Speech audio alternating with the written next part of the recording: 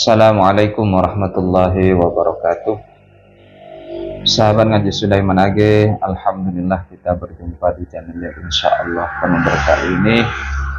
Masih dalam semangat yang sama, insyaallah kita terus belajar memahami pesan-pesan baginda Nabi atau hadis-hadis baginda Nabi. Kali ini kita sudah sampai di hadis yang ke-6. Hadis yang disusun oleh Hadratus Syekh Kiai Haji Hashim Asmari. Pembahasan kali ini sebetulnya masih ada kaitannya dengan hadis sebelumnya. Hadis sebelumnya menjelaskan amal-amal yang paling Allah cintai, paling Allah senangi adalah amal-amal yang didawamkan. Wa in qalla, meskipun sedikit. Itu hadis sebelumnya. Hadis riwayat Imam Muslim dari Sayyidah Aisyah radhiyallahu anha. Nah, sekarang sama kita diarahkan oleh baginda Nabi Muhammad sallallahu alaihi wasallam agar bersifat seimbang, agar berusaha bisa menyeimbangkan, tidak terlalu berlebihan dalam ibadah. Ini sifatnya khusus. Hadis ini yang akan kita bahas ini terkhusus pada ibadah yang berupa sholat, karena secara lafadz memang menyebutkan sholat. Kalau kemarin secara umum ahabul a'mal ilallahi ta'ala adalah adwamuha wa in qalla. Itu kemarin. Nah, sekarang hadisnya sifatnya khusus, mengarah kepada perbuatan ibadah sholat. Kalau dalam sholat kita diarahkan oleh baginda Nabi untuk bersifat sedang-sedang saja, kita seimbangkan, tidak memforsir tenaga, maka yang lain pun juga demikian. Masuk dalam keterangan hadis yang kemarin yang sifatnya umum, apapun amal-amal kebaikan kita standarkan agar terjaga, agar bisa istiqomah. Sekarang pun demikian. Jadi redaksi hadisnya dari Sayyidah Aisyah radhiyallahu anha. Beliau itu mengatakan, dakhala alayya Rasulullah sallallahu alaihi wasallam. Satu waktu baginda Nabi memasuki rumahku, wa indi imra'atun. Di sisi Sayyidah Aisyah ada seorang perempuan.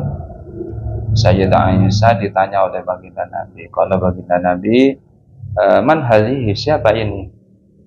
Sayyidah Aisyah menjawab, ini adalah imra'atun la tanamu, seorang wanita yang tidak mau tidur, tusalli, untuk melakukan sholat.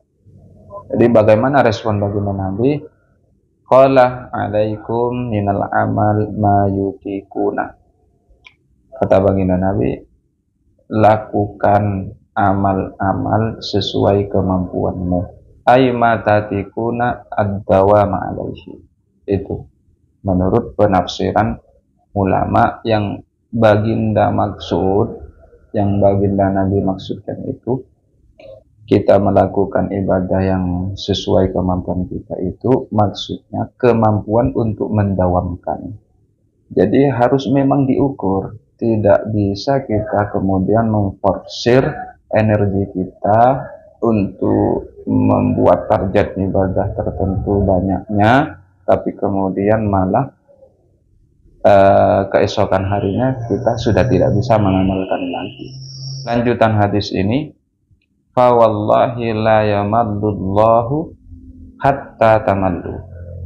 Demi Allah, kata baginda Nabi, Allah tidak akan pernah bosan. Sampai kapan? Sampai kalian itu merasa bosan.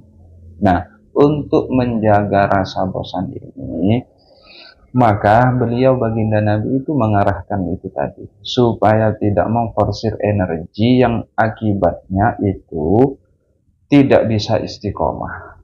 Nah, jadi mari kita atur, kita bikin manajemen waktu kita supaya bisa teratur, bisa istiqomah. Ambillah, katakanlah kalau mampunya sholat malam hanya 2 rakaat ditambah 1 witir, jadi 3 rakaat setelah sholat isya tentunya. Ya sudah, Itulah yang harus kita dawamkan supaya ringan dan bisa istiqomah. Intinya ini hadis prihatinnya baginda Nabi, perhatiannya baginda Nabi kepada umatnya, tidak terlalu menekankan sebuah ibadah sehingga membuat umatnya merasa berat. Alhamdulillah, hanya saja kita kadang merasa berat terus, padahal tuntunan baginda Nabi itu tidak berat. Lakukan semampunya, itulah agama kita. Ketika berbentuk perintah atau anjuran, kita melakukan semampunya. Semampunya 2 rakaat atau 4 rakaat, ya sudah segitu kita dawamkan. Bukan berarti ditinggalkan semua, sebagaimana keterangan kemarin itu. Bukan berarti kita tinggalkan semua karena tidak mampu, tidak bisa istiqomah. Tentu istiqomah akan berat, jadi perlu dilatih. Insya Allah dengan keistiqomahan itu nanti jadi ringan. Jadi, kebiasaan itu akan membentuk karakter semangat tersendiri bagi kita semua. Kemudian lanjutan hadisnya masih ada, wa kana ahabbad-din ilaihi adalah madama alaihi sahibuhu. Kemudian kembali lagi pada penjelasan hadis kemarin bahwa sesuatu yang paling Allah senangi itu adalah perbuatan amal yang didawamkan. Kesimpulan saya pribadi, dari sekian banyak amaliyah-amaliyah yang disunnahkan kepada kita semua, dengan terbatasnya waktu, dengan terbatasnya tenaga, pikiran, kekuatan kita, dengan kesibukan-kesibukan yang sifatnya duniawi juga, meskipun itu pada akhirnya kita niatkan untuk akhirat, itu tetap tidak bisa diakomodir semua. Oleh karenanya kita pilih sebisa mungkin untuk mengambil satu amaliyah meskipun sedikit, yang penting bisa kita istiqomahkan. Tapi jangan tertipu dengan bahasa ini.